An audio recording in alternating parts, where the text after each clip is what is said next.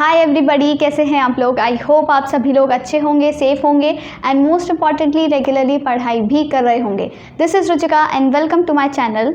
आज हम कंटिन्यू करने जा रहे हैं हमारा माइक्रो इकोनॉमिक्स का 9th chapter concept of revenue. और ये चैप्टर हमने पिछले वीडियो से ही स्टार्ट किया था, जिसमें हमने सिर्फ इस चैप्टर का कॉन्सेप्ट समझा था, मतलब कॉन्सेप्ट ऑफ रेवेन्यू क्या होता है, साथ साथ टोटल रेवेन्यू, मार्जिनल रेवेन्यू और आपका एवरेज रेवेन्यू, ये तीनों तरह के रेवेन्यूज़ हमने समझे थे, इनके फॉर्मूलाज और कैसे कैसे इनको हम कैलकुलेट कर सकते हैं, दोनों इन तीनों का क्या क्या रेलिवेंस है, क्या इंपॉर्टेंस है, क्यों हमें इन्हें कैलकुलेट करना पड़ता है। तो ये सारी चीज़ें हमने पढ़ ली थी इससे पिछले वाले वीडियो में।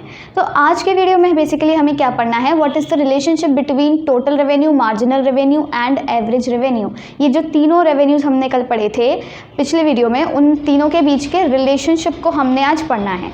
तो वैसे रिलेशनशिप हम पिछले वीडियो में भी पढ़ चुके हैं, उसमें हमने सिर्फ फॉर्मूला के थ्रू देखा था मैथमेटिकली, पर आज हम एक एग्जाम्पल लेके चलेंगे, एग्जाम्पल के थ्रू समझेंगे और साथ ही साथ उनका ग्राफ कैसे हम ड्रॉ कर सकते हैं। ग्राफिकली हम इन तीनों के बीच का रिलेशनशिप जानेंगे, ठीक है। कुछ इंपॉर्टेंट पॉइंट्स जो होते हैं ना, कंक्लूजन निकल करके आएगा, वो सारी चीज़ें आपको याद रखनी है, बहुत इंपॉर्टेंट होने वाला है आज का वीडियो।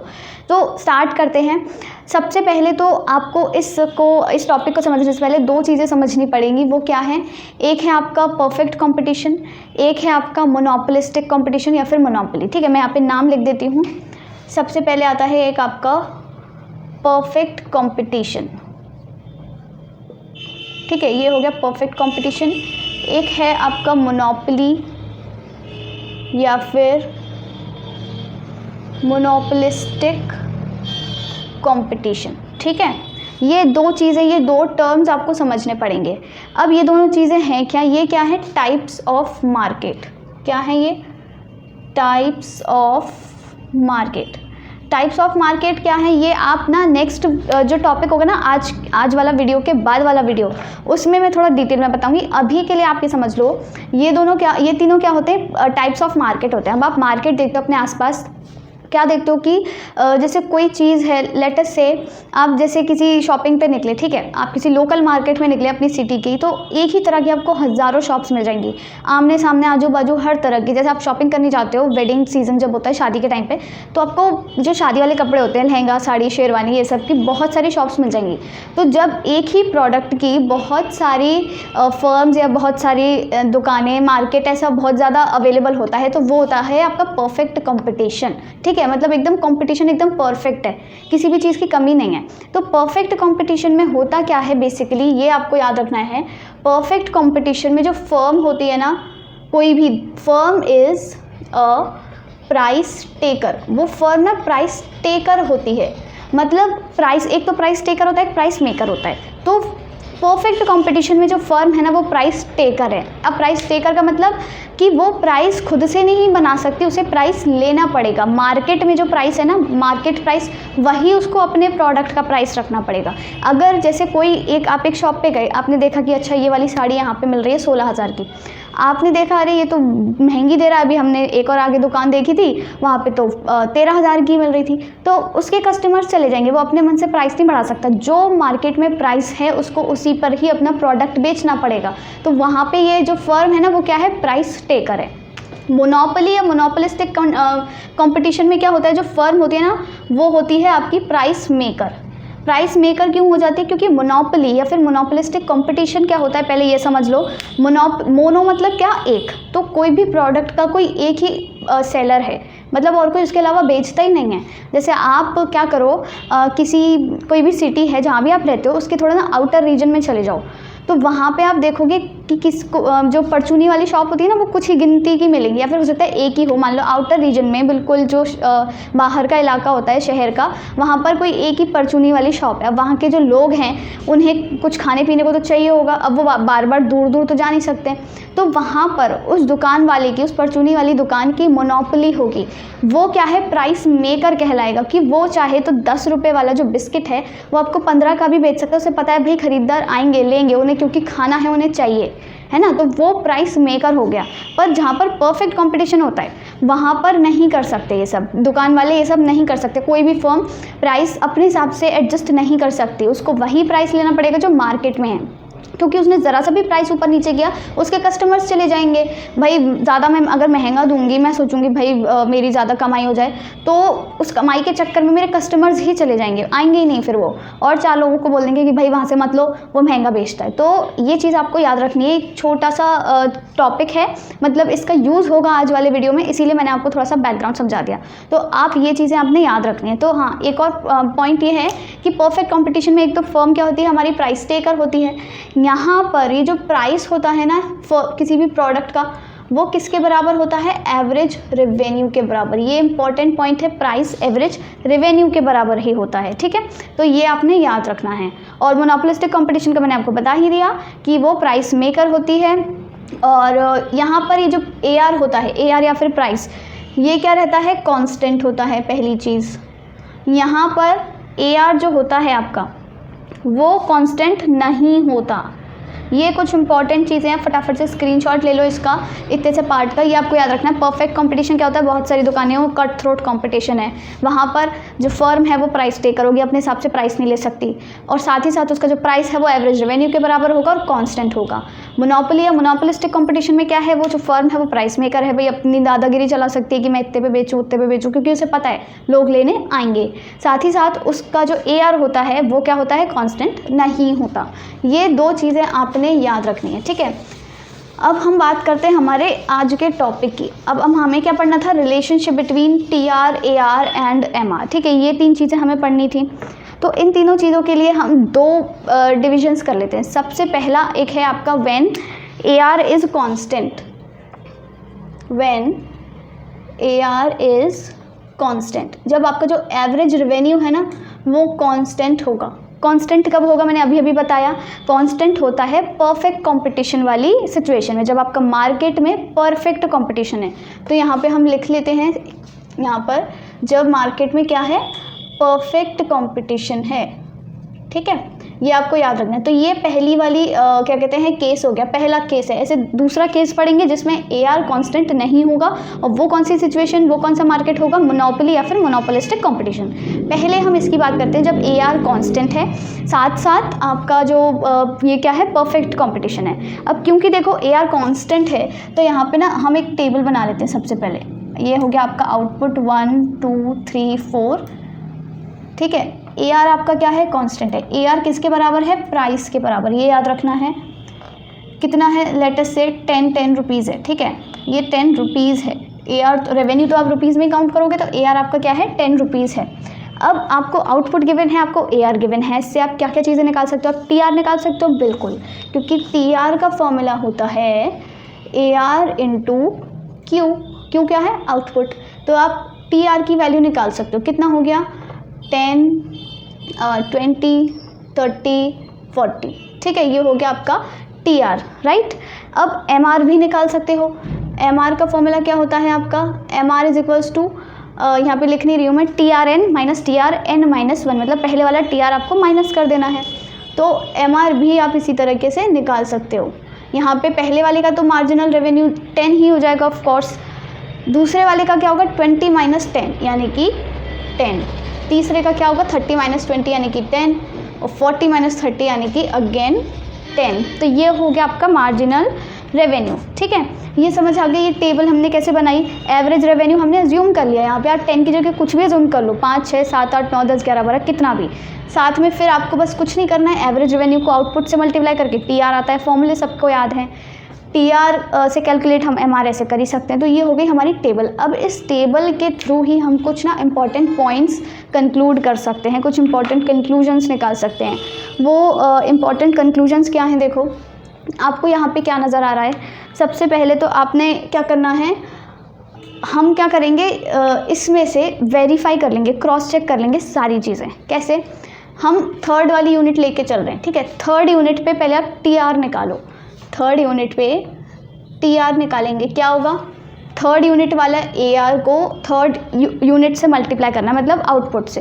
तो 10 इंटू 3 करना है, ठीक है, यानी कि कितना आया, 30 रुपीज़, और यहाँ पे क्या आया, 30, बिल्कुल सही है। साथ साथ आप अब क्या करोगे, AR निकाल लो। AR हम कैसे कैलकुलेट करते हैं, TR upon Q, TR upon Q करके, यानी कि टी आर क्या है थर्ड यूनिट पे 30 और क्यू क्या है 3, तो यानी कि ये हो गया आपका ₹10।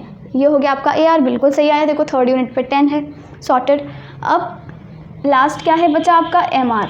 एम आर कैलकुलेट कर लो। एम आर कैसे कैलकुलेट करोगे भाई, टी आर थर्ड यूनिट का कैलकुलेट करना है ना एम आर भी, तो हम क्या करेंगे TR3 माइनस TR2, n-1 करते हैं ना एक पहले वाला, तो TR3 क्या है हमारा 3 थर्ड यूनिट पे 30 और सेकेंड यूनिट पे 20, तो यानी कि ये भी आ गया ₹10। तो ये सारी चीज़ें आपने याद रखने की। हमने भाई क्रॉस चेक भी कर लिया। साथ साथ एक और चीज़ आप कर सकते हो, जैसे आपने यहाँ पे TR निकाला है तो TR का एक तो हमने ये फॉर्मूला पढ़ा था AR इंटू क्यू, एक हमने TR का ये वाला फॉर्मूला भी पढ़ा था सिग्मा MR, मतलब कि जहाँ उस यूनिट तक करस्पॉन्डिंग, जिस यूनिट का हमको TR निकालना है उस करस्पॉन्डिंग यूनिट तक का जो MR है उसको ऐड कर दो। तो यानी कि थर्ड यूनिट का हमको अगर TR निकालना है तो MR को थर्ड तक ऐड कर दो, 10 10 10, यानी कि अगर हम ऐसे करेंगे इसको अगर हम ऐसे करेंगे 10 + 10 + 10 इस वाले फॉर्मूले से निकालेंगे तब भी हमारा 30 ही आएगा। तो आप ऐसे भी क्रॉस चेक कर सकते हो। तो ये तो कुछ इंपॉर्टेंट पॉइंट्स हो गए जो हमने कल भी कर लिए थे, ये बस मैंने फॉर्मूले का रिवीजन करवाने के लिए किया। ये सारी चीज़ें आपको आ गई होंगी। अब इम्पॉर्टेंट पॉइंट्स और क्या क्या हो सकते हैं इन सारी ये जो हमने अभी टेबल बनाई है इतनी लंबी चौड़ी, इससे हम और क्या क्या कंक्लूजन्स निकाल सकते हैं ये जानना ज़रूरी है, ठीक है। सबसे पहला पॉइंट क्या है, यहाँ पे जो MR है ना, ये देखो MR, यहाँ पे मैं लिखती जाती हूँ, MR is simply addition to TR when one more unit is sold। इस पॉइंट का मतलब क्या हुआ, देखो इसको आपको देख के समझ आ रहा होगा कि MR है ना जो, वो कुछ नहीं है, वो क्या है, it is simply an addition to TR when one more unit of output is sold. जैसे पहले क्या कर रही थी जो फर्म थी, वो सिर्फ 2 यूनिट्स बेच रही थी। 2 यूनिट्स जब वो बेच रही थी तो उसको टोटल रेवेन्यू कितना मिल रहा था, 20 रुपये। जैसे ही उसने एक्स्ट्रा यूनिट एक और बेची तो उसको 30 रुपये मिल गए टोटल। तो कितने ऐड हो गए, 10 रुपये ऐड हो गए, 10 रुपये ऐड हो गए। फिर 3 यूनिट बेचने पर तो 30 हुए, फिर जैसे ही उसने एक और यूनिट बढ़ाई, चौथी यूनिट बढ़ा दी, तब भी उसको कितने एक्स्ट्रा मिले, 10 रुपये मिल गए एक्स्ट्रा। तो ये जो एक्स्ट्रा मिलते जा रहे हैं, एडिशन होता जा रहा है, ये क्या है, MR ही तो है। MR ही तो हम ऐड कर रहे हैं, 10, फिर 10 और 10 20, फिर इस 20 में भी 10 ऐड किया तो 30, 30 में भी 10 ऐड किया तो 40। तो ये क्या है, MR is nothing but an addition to TR when one more unit of output is sold. जब हम एक और यूनिट बेच देते हैं, एक्स्ट्रा यूनिट जब हम बेचते हैं तो उससे जो हमको इनकम होती है एक्स्ट्रा यूनिट बेचने से, वो MR होती है, और उसी MR को हम टोटल रेवेन्यू में ऐड कर देते हैं, तो हमारा मतलब एडिशनल यूनिट के साथ जो टोटल रेवेन्यू होता है वो निकल के आ जाता है। ये हो गया आपका फर्स्ट पॉइंट, ठीक है। इस वाले में एक और पॉइंट है कि इसमें आप देखो यहाँ पर आपको नज़र आ रहा है, ये तो मैंने आपको बता ही दिया ऑलरेडी कि price is equals to AR। Price क्या है, प्राइस क्या होता है, AR होता है। Price is equals to AR होता है, क्यों, क्योंकि हम परफेक्ट कंपटीशन की बात कर रहे हैं। और यहाँ पर price is equals to AR है, ये तो बात ठीक है। साथ ही साथ यहाँ पर MR is equals to AR भी है, MR is equals to AR भी है। अब ये क्यों है, यहाँ पर आप खुद नोटिस करो, क्योंकि देखो AR तो कांस्टेंट रहेगा, 10 10 10 10 रहेगा, प्राइस कांस्टेंट रहेगा। यहाँ पे इतनी बड़ी बड़ी हेडिंग भी लिख रही है, तो जब ये कांस्टेंट रहेगा तो हम जब मल्टीप्लाई करेंगे आउटपुट से तो क्या आएगा, 10 1 × 10, 10 2 × 20। तो वो जो टोटल रेवेन्यू आ रहा है, टोटल रेवेन्यू आएगा, उसमें जो इंक्रीज़ होता जा रहा है वो भी कांस्टेंट होगा ऑफ कोर्स। देखो कांस्टेंट इंक्रीज़ हो रहा है, और जो कांस्टेंट इंक्रीज़ है यानी कि MR इंक्रीज़ क्या है, MR ही तो है, MR से तो इंक्रीज़ हो रही है। 10 में 10 जोड़ा 20, 20 में 10 जोड़ा 30, 30 में 10 जोड़ा 40। तो यहाँ पे क्या हो रहा है, MR is equals to AR होगा, यानी कि आपको याद रखना है जब AR कांस्टेंट होता है यानी कि प्राइस कांस्टेंट होता है तो MR AR के बराबर कहलाया जाता है, ठीक है। वेयर इज डस्टर, ये रहा, ठीक है। अब साथ ही साथ एक और चीज़ यहाँ पर कि ये जो कांस्टेंट MR है, ये जो कांस्टेंट MR है, इसका मतलब क्या है, ये MR कांस्टेंट क्यों है। Constant MR implies that TR increases at a constant rate, ठीक है। टी आर इंक्रीज कर रहा है, देखो आपको नज़र आ रहा है 10 से 20 फिर 30 40 ऐसे करके आगे और बढ़ता जाएगा। तो इंक्रीज तो हो रहा है पर देखो कांस्टेंट रेट से हो रहा है। कांस्टेंट रेट से क्यों हो रहा है? पहले भी 10 बढ़ा, दूसरी बार में भी 10 बढ़ा, तीसरी बार में भी 10 बढ़ा, और ये जो 10 10 10 मैं बोल रही हूँ ये क्या है? एम आर है, यानी कि जो डिफरेंस है, एडिशन हो रहा है, ये एम आर है। सबको पता है, अभी तक मैं 10 बार बोल चुकी हूँ। तो कांस्टेंट एम आर का मतलब क्या है? आपसे कोई पूछे कि एम आर कांस्टेंट होता है, कांस्टेंट होता है, तो उसका मतलब ये होता है कि जो टोटल रेवेन्यू है ना वो कांस्टेंट रेट पे बढ़ेगा तो सही, पर कांस्टेंट रेट पे बढ़ेगा, उतना ही उतना बढ़ेगा, हमेशा 10 के अमाउंट से या 20 के अमाउंट से, तो ऐसे ऐसे करके बढ़ेगा। और क्या हो सकता है इसमें? साथ साथ टी आर कांस्टेंट रेट से बढ़ेगा। हाँ, और इससे एक और चीज़ यहाँ पे ये निकल के आती है कि M R is the rate of T R. अभी मैंने बोला कि एम आर कॉन्स्टेंट रेट से बढ़ेगा। अब वो जो रेट है वो क्या है?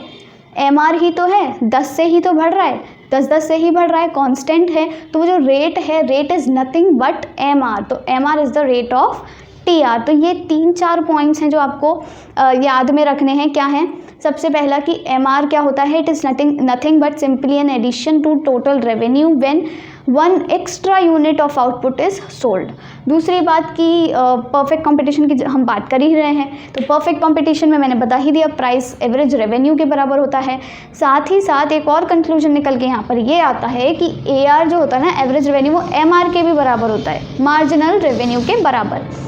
और कांस्टेंट एम आर जो होता है, ये जो एम आर है कांस्टेंट नज़र आ रहा है आप लोगों को, तो कांस्टेंट एम आर का मतलब क्या होता है कि जो टी आर है ना वो बढ़ रहा है at a constant rate, constant rate से, कांस्टेंट स्पीड से बढ़ रहा है। और ये जो स्पीड है बढ़ने की, जो रेट है, ये कुछ नहीं है, ये एम आर ही है, ठीक है, एम आर ही है।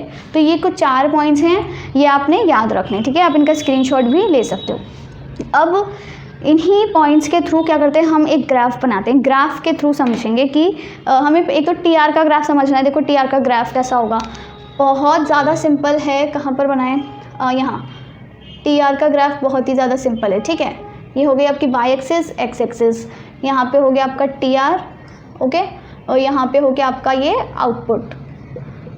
टी आर का ग्राफ कैसे बनेगा? देखो अगर मैं पॉइंट्स प्लॉट करके बता देती हूँ क्योंकि छोटे छोटे से पॉइंट्स हैं। तो आउटपुट पे हमें क्या लेना है? 1 2 3 4, और टी आर पे हमें 10 20 30 और ये 40, ठीक है। ये याद रखना है, यहाँ पे लिख देते हैं 1 2 3 4 और ये 40 30 20 और ये 10।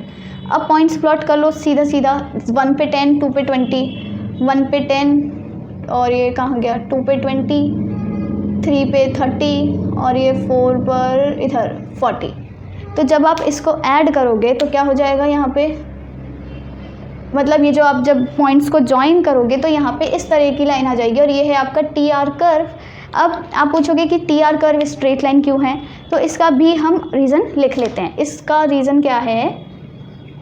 इसका रीज़न ये है कि सबसे पहले तो देखो हमने क्या पढ़ा, average revenue is equals to price, दोनों इक्वल हैं, इज़ कांस्टेंट, ठीक है, कांस्टेंट है।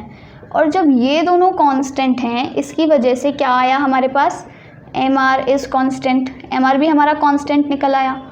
और जब एम आर कांस्टेंट निकल कर आया हमारे पास, तो इससे हमें क्या समझ आया कि T R increases at a constant rate, ठीक है। जब वो कांस्टेंट रेट से बढ़ रहा है हमारा टी आर, कांस्टेंट इंक्रीज़ हो रहा है, 10 का ही इंक्रीज़ हो रहा है, तो जो लाइन है वो सीधी जाएगी। देखो यहाँ पे 10 बढ़ गया, फिर 10 बढ़ गया, फिर 10 बढ़ गया, तो 10 करके ऐसे सीधी चलेगी। तो इसीलिए जो टी आर की जो लाइन है, T R curve slopes upwards, ठीक है। और ये क्या होती है, एक it is a straight line, it is a straight line. तो ये पॉइंट्स आपने याद रखने हैं। क्या है, सिंपल है कि ए आर प्राइस के इक्वल होता है और दोनों कांस्टेंट होते हैं। उन दोनों के कांस्टेंट होने की वजह से एम आर कांस्टेंट है, एम आर कांस्टेंट होने की वजह से टी आर में कांस्टेंट इंक्रीज़ हो रहा है, और जब टी आर में कांस्टेंट इंक्रीज़ हो रहा है तो उसकी जो कर्व है वो अपवर्ड स्लोप करेगी, अपवर्ड स्लोपिंग है। साथ ही साथ स्ट्रेट लाइन है, ठीक है, कांस्टेंट इंक्रीज़ होता जा रहा है 10 का, ऐसे ऐसे करके। ये आपको याद रखना है। जैसे आप ये देख सकते हो, ये थर्ड यूनिट पे क्या है, 30 आउटपुट है, ऐसे ही सेकेंड यूनिट पे आपको 20 मिल जाएगा, तो 10 का इंक्रीज़ होता जा रहा है। ये आपको याद रखना है अबाउट टी आर कर्व, ये बात हो गई टी आर कर्व की। अब हम एक और कर्व की बात करते हैं। ये कर्व है कौन सा, इसमें हम क्या करेंगे, इस कर्व एम आर और ए आर का कर्व बनाएंगे पहले तो, ठीक है। यहाँ पे हो गया आपका M R A R, right, M R और ए आर। अब यहाँ पर एम आर और ए आर हम ले लेते हैं, क्या है, एम आर भी 10 है, ए आर भी 10 है, इसीलिए हमने इसको एक ही कर्व पे बना रहे हैं, ठीक है, मतलब एक ही ग्राफ पे बना रहे हैं, साथ ही साथ एक ही लाइन से ड्रॉ करेंगे। ये देखो, ये हो गया आपका एम आर और ए आर वाला curve, M R is equals to A R. तो यहाँ पर कोई भी ये नहीं पूछेगा कि एम आर और ए आर को एक ही लाइन से क्यों हमने डिपिक्ट किया है। ये इसलिए किया है क्योंकि हमने अभी अभी इतनी बार चीख के पढ़ लिया है एम आर और ए आर बराबर होंगे। तो जब बराबर होंगे तो ऑफकोर्स दोनों को एक ही लाइन से हम शो कर सकते हैं, देयर इज़ नो प्रॉब्लम। तो इसीलिए हमने एम आर और ए आर को सेम लाइन से शो कर दिया है। यहाँ पे हम कोई पॉइंट मान लेते हैं, लेट अस से ये पॉइंट है पी, नहीं हाँ चलो पी मान लेते हैं, ठीक है, पी हो गया, ये ओरिजिन है ओ, और यहाँ पे कोई पॉइंट मान लेते हैं क्यू, नहीं चलो क्यू नहीं मानते, ए मान लेते हैं, और यहाँ पे ये हमारा पॉइंट हो जाता है बी, राइट। अब क्योंकि देखो आपने अभी तक क्या पढ़ा है, एम आर और ए आर जब बराबर हैं तो टी आर कैसे निकालते हैं हम, टी आर कैसे निकालेंगे, यहाँ पे क्या है आउटपुट, तो टी आर निकालने का फॉर्मूला आपको पता ही है। देखो टी आर कैसे निकालते हैं, T R is equals to A R into Q, है ना, ए आर की जगह प्राइस भी लिख लो, एक ही बात है क्योंकि ए आर और प्राइस भी बराबर है। तो ए आर इंटू क्यू करके हम क्या निकालते हैं, टी आर निकालते हैं। अब यहाँ पे ये वाला जो ग्राफ है ना, ये ग्राफ किसका है, ये तो हमने टी आर का ग्राफ पढ़ा था, ये ग्राफ है estimation of T R through A R and M R curve. तो ए आर का और एम आर का कर्व बना करके हम टी आर निकालेंगे, इस कर्व से हम टी आर निकालेंगे कि हम टी आर को कैसे कैलकुलेट कर सकते हैं। फॉर्मूला पता है हमको, ए आर इंटू क्यू, वो हमने मैथमेटिकली पढ़ा, मैंने बोला ना आज हम ग्राफिकली पढ़ेंगे, तो हम ग्राफिकली कैसे टी आर को डिराइव कर सकते हैं वो हम आज पढ़ रहे हैं। तो टी आर क्या है, ए आर इंटू क्यू होता है। अब इस ग्राफ में देख करके बताओ ए आर कितना है, ए आर आपको कितना नज़र आ रहा है। हमने अभी अभी क्या बोला कि ये ए आर वाली लाइन है, यानी कि ए आर इतना ही होगा ऑब्वियस। तो ए आर क्या आ गया आपका, ओ पी, ठीक है, ओ पी। अब क्वांटिटी कितनी है आपकी, क्वांटिटी कितनी होगी, ओ ए ले लेते हैं हम, अभी यहाँ तक की बात कर रहे हैं, तो हम ओ ए क्वांटिटी ले लेते हैं, ठीक है। तो क्वांटिटी कितनी हो गई, ओ ए। तो ओ पी को और ओ ए को जब आप मल्टीप्लाई करोगे तो क्या आएगा, ओ पी को और ओ ए, ये जो ये वाली लाइन है और ये वाली लाइन है, इसको आप मल्टीप्लाई करोगे तो क्या आएगा। आप खुद सोचो, जैसे ये स्क्वायर होता है, सबको पता है स्क्वायर, तो सबने पढ़ा होगा ना मैथ्स में, स्क्वायर होता है जब हम इसकी ये वाली इस साइड को और इस साइड को मल्टीप्लाई करते हैं तो क्या आता है, इसका एरिया आ जाता है ना, क्योंकि स्क्वायर की चारों साइड्स बराबर होती हैं, राइट। स्क्वायर हो गया रेक्टेंगल बोलो, अगर ये रेक्टेंगल भी है तो इसकी अगर हम ये वाली साइड को और ये वाली साइड को मल्टीप्लाई कर देंगे तो क्या आएगा, इसका एरिया आ जाएगा। इसी तरह अगर हम इसकी ये वाली साइड और इसकी ये वाली साइड को मल्टीप्लाई करेंगे तो क्या हो जाएगा, हमारे पास ये जो पूरा डब्बा बन रहा है ना, डब्बा नज़र आ रहा है, ये ओ पी बी ए, इसका एरिया आ जाएगा। तो यानी कि ये वाला जो पोर्शन है ये आ जाएगा, इसका एरिया पूरा हो गया। तो यहाँ पे O P into O A, O P into O A क्या हो जाएगा, area of O P B A, O P B A. तो यहाँ से हम इस तरीके से टी आर डिराइव कर सकते हैं। तो अगर आपको इसमें वैल्यूज़ गिवन हो, ये सिर्फ ग्राफिकली है, अगर आपको इसमें वैल्यूज़ गिवन हो कि ऐसे ऐसे ग्राफ दे रखा है, यहाँ पे पी की जगह मान लो लिख दिया 20 और यहाँ पे ए की जगह लिख दिया मान लो 5, ठीक है, तो आपको पता चल जाएगा कि 5 तो यूनिट ऑफ आउटपुट हैं और जो आपका 20 है वो क्या है, आपका ए आर है। तो आप डायरेक्ट मल्टीप्लाई करके यानी कि 20 इंटू 5 करके यानी कि 100 आप टोटल रेवेन्यू कैलकुलेट कर सकते हो। ग्राफिकली अगर आपको शो करना है तो आपने ये चीज़ करनी पड़ेगी, ठीक है, ये समझ आ गया। तो ये वाला ग्राफ किस चीज़ का है, यहाँ पर हेडिंग ज़रूर लिख लेना, estimation of T R through A R and MR, ठीक है, ये आपको याद रखना है। एक बार जल्दी से रिवाइज कर लेते हैं हमने क्या क्या पढ़ा। अभी देखो हमने पढ़ा, अभी हम परफेक्ट कंपटीशन की बात कर रहे हैं। परफेक्ट कंपटीशन में AR कांस्टेंट होता है, AR प्राइस के बराबर होता है।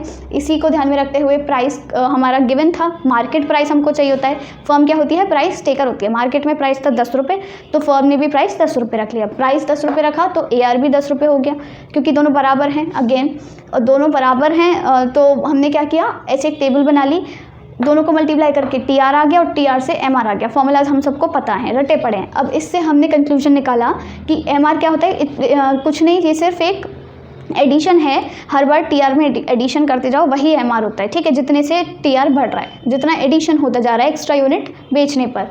साथ ही साथ हमने पढ़ा कि प्राइस AR के बराबर होता है और AR यहाँ पर MR के बराबर आया, AR यहाँ पर MR के बराबर आ गया। एक और चीज़ हमने पढ़ी कि कांस्टेंट MR जो है, MR जो ये हमारा कांस्टेंट है, इसका ये मतलब ये है कि TR हमेशा कांस्टेंट रेट पे बढ़ेगा, it will increase at a constant rate. साथ ही साथ MR क्या है, रेट ऑफ TR है, मतलब जिस रेट से, जिस स्पीड से TR बढ़ रहा है उसी को हम MR बोलेंगे। फिर हमने TR का ग्राफ बनाया जो कि अपवर्ड स्लोपिंग होता है, स्ट्रेट लाइन होता है। और ये ऐसा क्यों होता है, अपवर्ड स्लोपिंग क्यों है, स्ट्रेट लाइन क्यों है, क्योंकि AR is equals to P is constant, MR भी कॉन्स्टेंट आया। MR कॉन्स्टेंट आया, इसका मतलब TR इंक्रीजिंग रेट से बढ़ रहा है, कॉन्स्टेंट रेट से बढ़ रहा है। कॉन्स्टेंट रेट से जब वो बढ़ रहा है तो स्ट्रेट लाइन फॉर्म करेगा, एक अपवर्ड स्लोपिंग कर्व फॉर्म करेगा। फिर हमने पढ़ा कि एस्टिमेट हम कैसे कर सकते हैं TR थ्रू AR और MR कर्व के थ्रू, ये डिजिट्स वगैरह हटा के, फॉर्मूला हटा के, सिर्फ कर्व के थ्रू, AR और MR के कर्व के थ्रू हम TR कैसे एस्टिमेट कर सकते हैं। ये हमने AR और MR की लाइन बनाई, मतलब कर्व, क्योंकि दोनों बराबर हैं तो दोनों को एक ही लाइन से शो कर दिया। यहाँ पे OP इतना AR हो गया, इतनी क्वांटिटी पे हम कैलकुलेट कर रहे हैं, OA क्वांटिटी पे, ठीक है। तो क्या होता है ये, हमने क्या पढ़ा है, TR is equals to AR into Q होता है, average revenue into quantity. Average revenue है OP, क्वांटिटी है OA। अब इन दोनों साइड्स का जब हम मल्टीप्लाई करते हैं तो उस डब्बे का क्या आ जाएगा, एरिया आ जाएगा। तो TR क्या हो जाएगा, एरिया ऑफ OPBA, ठीक है। ये हमने यहाँ तक की बातें समझ ली। अब हम मूव करते हैं हमारे नेक्स्ट टॉपिक पर। नेक्स्ट टॉपिक में हमें क्या पढ़ना है कि जब AR कांस्टेंट नहीं होता, ये वाली हेडिंग आपकी क्या थी, व्हेन AR इज कांस्टेंट, यानी कि परफेक्ट कंपटीशन। अब हम मूव करते हैं हमारे नेक्स्ट टॉपिक पर, when AR is not constant. अब हम बात करते हैं हमारे सेकंड केस की, जहाँ पर जो हमारा AR है वो कांस्टेंट नहीं होता। और ऐसा कब होता है, जब हम मोनोपोली या फिर मोनोपोलिस्टिक कंपटीशन वाले मार्केट की बात करते हैं। इससे पहले AR कांस्टेंट था और वो परफेक्ट कंपटीशन था, यहाँ पर मोनोपोली है, यानी कि ये समझ लो आप एक ही दुकान है, ठीक है, एक ही दुकान है एरिया में एक चीज़ की, मान लो परचूनी की एक ही दुकान है, सारे जो कस्टमर्स हैं, सारे ग्राहक उसी पे जाके सारा सामान लेंगे अपना। तो वो क्या करेगा भाई, अपनी थोड़ी सी दादागिरी चलाएगा, वो कहेगा कि अब सारे लोग मेरे पास ही आएंगे। उसे भी पता है कि आसपास और कोई दुकान नहीं है, सब यहीं लेने आएंगे, तो वो क्या करेगा, अपनी दादागिरी चलाएगा, वो प्राइस मेकर बन जाएगा, मतलब वो खुद से प्राइस डिटरमिन कर लेगा। जैसे अगर बाकी दूर किसी मार्केट में कोई दाल है वो 100 रुपये किलो मिल रही है, तो वो 150 मान लो 120-30 किलो रुपये 120-30 रुपये किलो भी देने को तैयार हो जाएगा। क्यों, क्योंकि उसे पता है सब यहीं आके लेंगे, इतनी दूर कोई नहीं जाएगा, इतने का तो पेट्रोल चला जाएगा जितनी दूर वो जाएंगे, तो इसीलिए वो प्राइस मेकर बन जाएगा, राइट। तो इसीलिए यहाँ पर AR कांस्टेंट नहीं होता। AR कांस्टेंट नहीं होता तो हम क्या करते हैं, फटाफट से यहाँ भी कुछ एक एग्जांपल ले लेते हैं। यहाँ पर हम क्या कर रहे हैं, यहाँ पे सबसे पहले हमने आउटपुट लिख लिया, ठीक है, ये हो गया हमारा आउटपुट 1 2 3 और ये 4, ठीक है। AR कांस्टेंट नहीं है तो AR क्या होगा, वेरिएबल होगा, कम ज़्यादा होगा। तो AR हम मान लेते हैं 10 9 8 7। यहाँ पे अब हम क्या निकालेंगे, TR निकाल लेंगे और यहीं इसी से हम MR निकाल लेंगे, ठीक है। अब एक इम्पॉर्टेंट पॉइंट यहाँ पर ये आता है कि आप लोग सोच रहे होगे कि मैंने AR डिक्रीजिंग ही क्यों लिया, अगर मुझे कम मतलब वेरिएबल लेना था, कांस्टेंट नहीं लेना था, तो मैं इंक्रीजिंग भी तो ले सकती थी ना, 5 4 3 2 सॉरी 5 6 7 8 या फिर 7 8 9 10। मैंने डिक्रीजिंग ही क्यों लिया, क्योंकि इसकी एक ख़ास बात होती है। जब हम जब हम मोनोपोली या मोनोपोलिस्टिक कंपटीशन की बात करते हैं जहाँ पर AR कांस्टेंट नहीं होता, उसकी ख़ास बात ये होती है कि when output increases AR tends to decline, यानी कि AR जो है ना आपका वो कम होता जाएगा, ठीक है। AR क्या है यहाँ पर, AR is equals to price, मतलब प्राइस कम होता जाएगा। तो जैसे जैसे आउटपुट बढ़ता जाएगा, मतलब जो सामान जितना बेच रहे हैं उसी तभी हमारा AR डिक्लाइन होता जाएगा, डिक्रीज़ होता जाएगा। तो ये पॉइंट आपको याद रखना है। कभी भी जब आप एग्जाम्पल भी लेते हो, मतलब अगर आप खुद से क्वेश्चन कर रहे हो, आंसर लिख रहे हो एग्ज़ाम में, तो अगर आप कोई एग्जाम्पल भी लेते हो तो इंक्रीजिंग AR मत लिख देना, वो गलत हो जाएगा। क्योंकि मोनोपोली या मोनोपोलिस्टिक कंपटीशन का ये एक फीचर है, जब AR कांस्टेंट नहीं होता तो हम क्या करते हैं, प्राइस जैसे आउटपुट जैसे जैसे बढ़ता है प्राइस वैसे वैसे कम होता जाता है। दोनों में नेगेटिव रिलेशन है, ठीक है। आउटपुट बढ़ा, प्राइस कम हो गया, ठीक है, ये आपको याद रखना है। तो इसीलिए मैंने AR जो है वो डिक्रीजिंग लिया है। अब यहाँ से हम निकाल लेते हैं हमारा TR और MR। TR कैसे निकालेंगे, as usual AR into Q। तो ये क्या हो जाएगा हमारा 10, यहाँ पे 18, 8 3 24 और ये 7 4 28, ठीक है। ये हो गया आपका TR, राइट। अब हमें क्या निकालना है यहीं से, अरे हाँ, यहीं से हमें MR निकालना है। MR क्या होता है, TR का डिफरेंस। तो ये फर्स्ट वाला तो 10 ही हो जाएगा, दूसरा हो गया 8, 24 माइनस 8 करेंगे कितना हुआ 6, 28 माइनस 4 यानी कि 4। तो ये हो गया हमारा MR। अब यहाँ से क्या इंपॉर्टेंट पॉइंट्स निकल कर आते हैं वो हमने लिखने हैं। सबसे पहला इंपॉर्टेंट पॉइंट क्या आता है, सबसे पहला इंपॉर्टेंट पॉइंट आपका आता है कि when AR is decreasing, short में लिख दे रही हूँ मैं, एरो नीचे करके decreasing, when AR is decreasing MR is also decreasing, ठीक है। ये आपने पॉइंट याद रखना है। परफेक्ट कंपटीशन से कंपेयर करते चलो, जो उससे पहले पढ़ा। परफेक्ट कंपटीशन में क्या था, AR कांस्टेंट था प्राइस के बराबर, तो MR भी कांस्टेंट आया था। पर यहाँ पर AR जब कांस्टेंट नहीं है, डिक्रीजिंग है, तो MR भी डिक्रीजिंग रहेगा, MR विल ऑल्सो डिक्लाइन, ठीक है। ये बात हो गई। दूसरी बात क्या है, देखो AR जो दिख रहा है आपको, AR वो डिक्रीज किससे हो रहा है, AR डिक्रीजेज बाय ₹1। 1 रुपये से डिक्रीज होता जा रहा है AR, 1 रुपया कम होता जा रहा है ना, प्राइस ही तो है ये, रुपीज़ में ही हम काउंट करेंगे, तो AR 1 रुपये से कम हो रहा है। और यहाँ जो MR है वो कितने से डिक्रीज हो रहा है, MR डिक्रीजेस, ये क्या हो रहा है, पहले कितना कम हुआ, 2 कम हुआ, फिर यहाँ पे भी 2 कम हुआ, अच्छा सब जगह 2 से कम हो रहा है। MR decreases by ₹2। तो MR ज़्यादा जल्दी कम हो रहा है। जब कोई जब कोई चीज़ 2 रुपये से कम हो रही है तो वो ज़्यादा जल्दी कम होगी इन कंपैरिजन टू कोई और चीज़ जो 1 रुपये से ही कम हो रही है।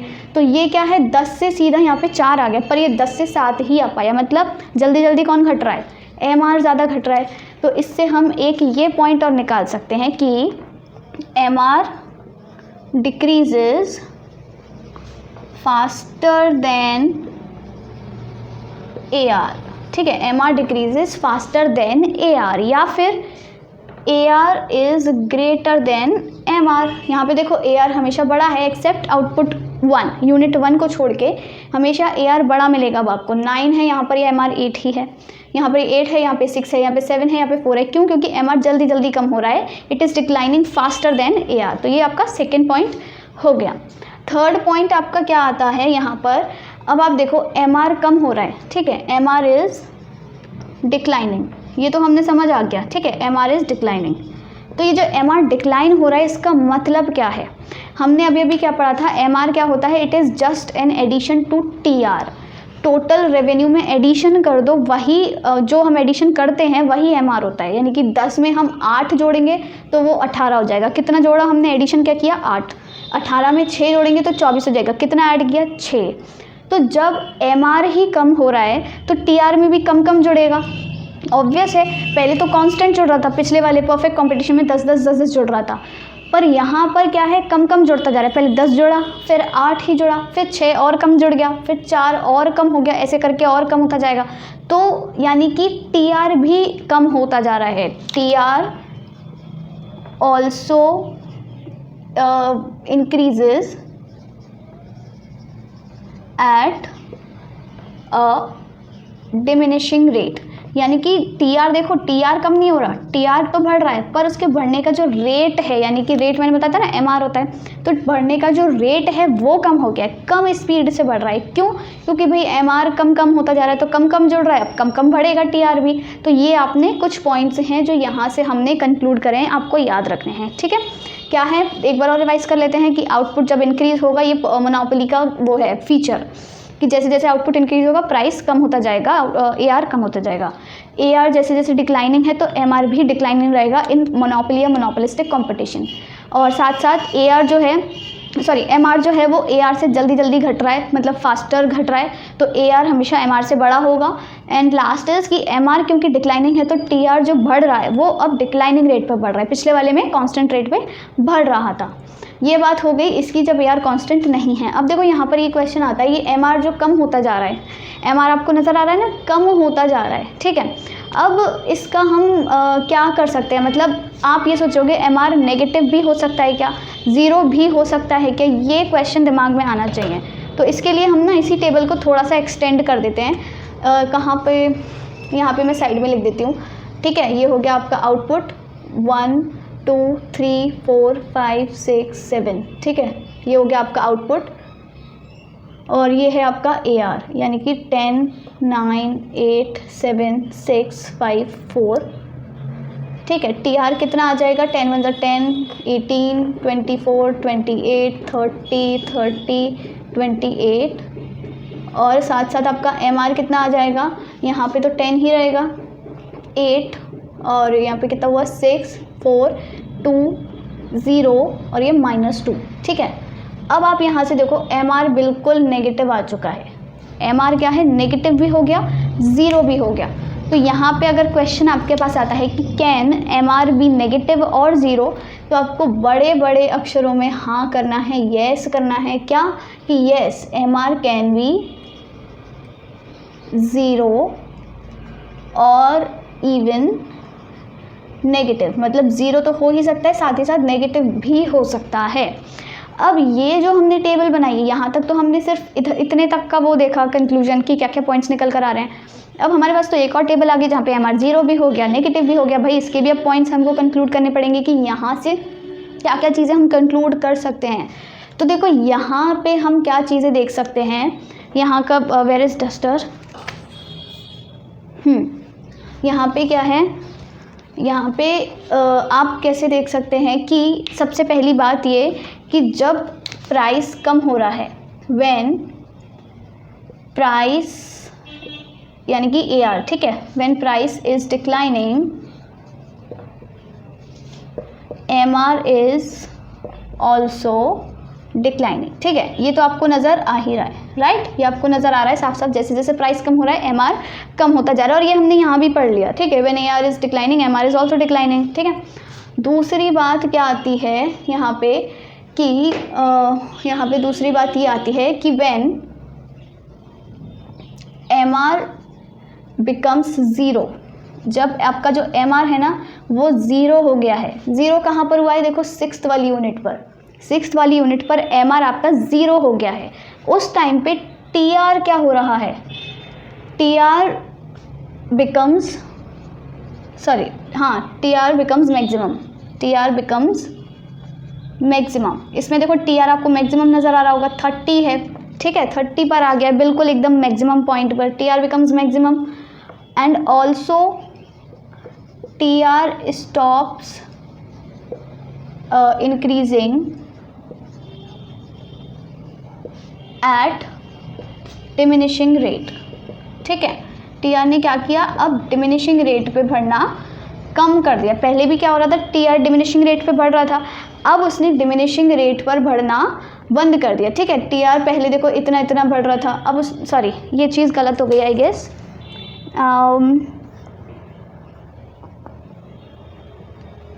हाँ आई एम सॉरी, ये TR stops increasing, diminishing rate नहीं आएगा, ठीक है। मतलब ज़ीरो इस वाली 6th यूनिट तक MR तो आपका ज़ीरो हो गया, जैसे ही MR ज़ीरो हुआ वो वहाँ पर आपका TR मैक्सिमम हो गया, और उसने इंक्रीज़ करना बंद कर दिया, इट जस्ट स्टॉप्ड इंक्रीजिंग।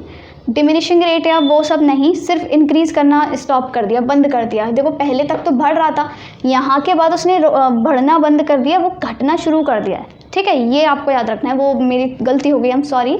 तो यहाँ पे आपको 2 पॉइंट्स क्लियर होंगे कि जैसे जैसे प्राइस कम होगा MR भी कम होगा, साथ साथ MR जैसे ही ज़ीरो हुआ यानी कि यहाँ पर 6th यूनिट पर, तो उससे क्या हो गया, आपका TR मैक्सिमम पॉइंट पर पहुँच गया यानी कि 30, और साथ साथ उसने बढ़ना इंक्रीज़ करना बंद कर दिया। और जैसे ही MR डिक्लाइन हुआ, आई मीन नेगेटिव हुआ, एम आर बिकम्स नेगेटिव, तो उस टाइम पे टी आर का क्या हाल हुआ, T R started declining, T R ने भी डिक्लाइन करना स्टार्ट कर दिया, टी आर स्टार्टेड डिक्लाइनिंग। ये बात समझ आ गई होगी। और एक चीज़ ये है कि पूरे टाइम मतलब अगर हम देखें तो टी आर क्या है, टी आर इज़ यहाँ तक, कौन से पॉइंट तक, सिक्स्थ पॉइंट तक, ठीक है, सिक्स्थ पॉइंट तक लिख देते हैं, till sixth unit of output T R increases eight diminishing rate, ठीक है। तो आपको ये सारी चीज़ें याद रखनी है।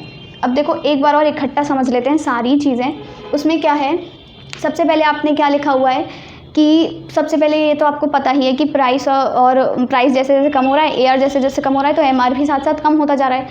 इंपॉर्टेंट पॉइंट कहाँ से स्टार्ट हुआ कि शुरू में तो देखो टीआर बढ़ रहा है, टीआर सिक्स्थ यूनिट तक बढ़ रहा है, it is increasing but at a diminishing rate, ठीक है, क्योंकि एमआर घटता जा रहा है। फिर सिक्स्थ यूनिट पे आके क्या हुआ, टीआर मैक्सिमम हो गया और एमआर जो है आपका वो ज़ीरो हो गया, और साथ साथ टीआर ने इंक्रीज़ जो कर रहा था अभी, उसने वो इंक्रीज़ करना स्टॉप कर दिया। सिक्स्थ यूनिट के बाद क्या हुआ कि उसने डिक्लाइन करना स्टार्ट कर दिया और जो आपका एमआर है वो नेगेटिव हो गया। तो ये आपको पॉइंट्स याद रखने हैं। वैसे पॉइंट्स याद रखने की ज़रूरत नहीं है, आप बस एक टेबल याद रख लो। आपने क्या करना है, 1 2 3 4 5 6 7 लिखना है और रिवर्स ऑर्डर में आपको एआर लिखते जाना है, 10 9 8 7 6 5 4 3 जो भी ऐसे नीचे नीचे करके लिख दो। ये दो चीज़ें तो आप कैलकुलेट करके निकालोगे और इन्हीं से ही ये सारी आपको कंक्लूजन निकालना है। तो ये चीज़ का आप जल्दी से स्क्रीनशॉट ले लो, क्योंकि मैं ना अभी ये रब करने वाली हूँ। अब हम इसका ग्राफ बनाएंगे, ठीक है, इसका ग्राफ बनाएंगे। तो ग्राफ के लिए मुझे यहाँ पे स्पेस चाहिए होगा, ये चीज़ मैं यहाँ रब कर रही हूँ, ओके।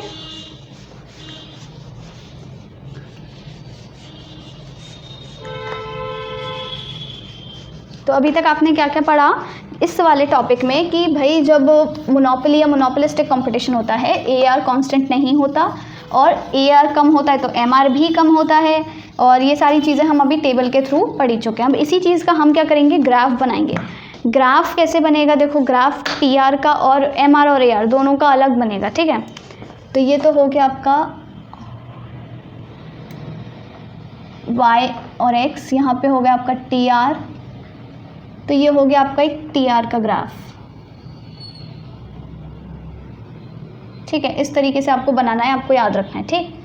इसी के जस्ट नीचे आपने क्या करना है, एमआर और एआर का ग्राफ भी बनाना है, ठीक है। यहाँ पे देखो वाई एक्सिस पे एमआर एआर है, इधर टीआर है, ये टीआर का ग्राफ है, ये एमआर और एआर का ग्राफ रहेगा, राइट। हम एक ही ग्राफ पे एमआर और एआर का कर्व बना देंगे। अब ये कैसे बनेगा, देखो यहाँ पे आपको सबसे पहले हाईएस्ट पॉइंट पर जाके, हाईएस्ट पॉइंट की हमने बात करी थी अभी टीआर की, यहाँ पे देखो हाईएस्ट मैक्सिमम पॉइंट, तो आपको यहाँ पे जाके पहले तो एक लाइन करनी पड़ेगी, ठीक है। फिर ये वाला जो पॉइंट है यहाँ पे भी एक लाइन करनी पड़ेगी। अब आपने क्या करना है, 2 लाइंस और बनानी है एमआर की और एआर की। तो यहाँ से हम ज्वाइन कर रहे हैं, ठीक है, इस पॉइंट तक ज्वाइन करना है पहले। हाँ, ये हो गया आपका एक लाइन और एक यहाँ से होते हुए नीचे जाएगी यहीं से। ये हो गया आपका देखो एमआर कर्व, ये हो गया आपका एआर कर्व, ये आपको याद रखना है। और ये कौन सा है आपका टीआर कर्व। अब ये जो मैंने पॉइंट्स अभी लिखे हैं, ये सारे जो पॉइंट्स मैंने अभी लिखे हैं, ये मैंने टेबल के बेसिस पे लिखे थे। इन्हीं पॉइंट्स को आप यहाँ से क्रॉस वेरीफाई करके देख सकते हो। कैसे, when price is declining MR is also declining. देखो एआर भी कम होता जा रहा है प्राइस, और एमआर भी कम होता जा रहा है, ठीक है। बात हो गई यहाँ तक। When MR becomes zero, zero कब हुआ है, देखो एमआर यहाँ पर देखो ज़ीरो हो गया, इस पॉइंट पर ज़ीरो ही है ना, ज़ीरो है।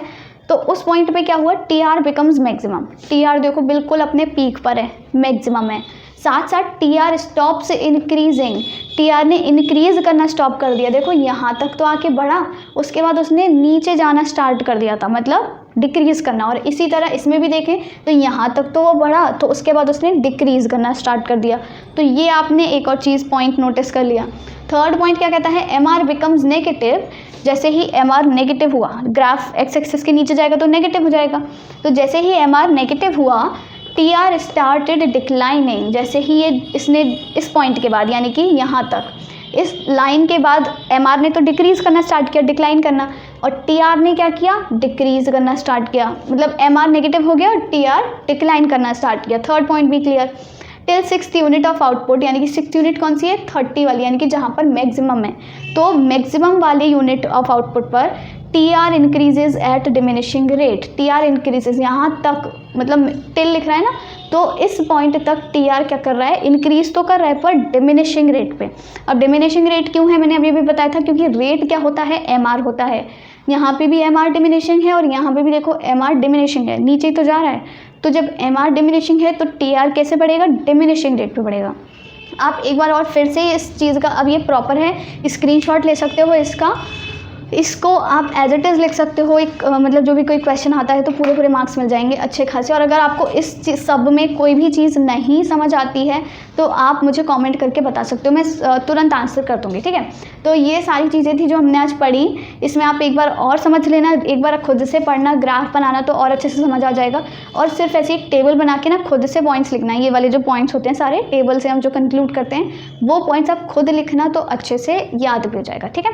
तो आई होप आपको आज का लेक्चर पसंद आया होगा। नेक्स्ट वीडियो में हम बात करेंगे डिफरेंट काइंड्स ऑफ मार्केट की, कैसे कैसे मार्केट होते हैं। जैसे मैंने अभी एक परफेक्ट कंपटीशन बताया, मोनोपोली बताया, तो हम और भी चीज़ें पढ़ेंगे कि फर्म्स कैसे कैसे अपना प्राइस डिटरमिन करती हैं, क्या क्या चीज़ें होती हैं, वो सारी चीज़ें हमने नेक्स्ट वीडियो में कवर करनी है। और आई गेस वो लास्ट वीडियो होगा, थर्ड वीडियो आपके इस चैप्टर का, और उसके साथ आपका चैप्टर भी फिनिश हो जाएगा। सो आई होप आपको वीडियो अच्छा लगा होगा। So do give it a like and do not forget to subscribe to my channel. Thank you.